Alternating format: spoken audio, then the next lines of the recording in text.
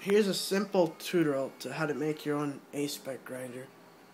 I'm not gonna touch mine because I still don't have 20 million credits yet. But basically, I'll show you what I did. So what I did is I took some soldering rosin and I just taped it on top of the enter key right here, and then some wire and a flash drive to press this enter key right here. So I have both of them pressed, connected there. And then for sure you want to have the controller connected to the PlayStation all the time, because the battery dies after like 4 hours of gameplay, or a little bit longer than that. So to keep the car touching the walls and not just crashing, I slightly have this joystick moved to the right. A little bit of tape right here, and it's not a full wire, I actually cut it. And then, so I have the pen here taped to the desk, so it'll stay there, it'll hold. Then I took an audio cable and I actually just taped it around there for the throttle. See, full throttle all the time. So that way you can actually beat the race and not have it freeze.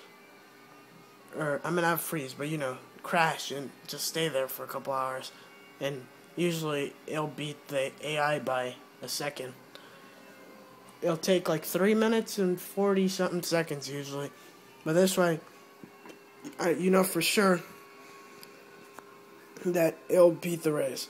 So, how do you know, if you're wondering, how do you know when this joystick is set up right, that it's the next one can go fast, but still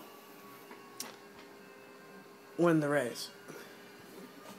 What you do is, when you're taking a wire or whatever you use to move the joystick a little bit to the right, you look at the G-force meter, and when it's on the straight, if it's about that much, if it's about that much, you'll see what I mean. Check this on the straights. Only on the straights I want you to check this, because then it's on the straights that it shows how much it wants to go to the right. So right now on the straight, it's a little bit. If it's like that or a little bit more, halfway between this little dot right there, then you got the joystick just set up right, and the X one won't lose too much speed, but it'll be ahead of the AI for sure. So this is my simple guide to making your own spec grinder. I hope you like it, and if you have any questions, just type a comment.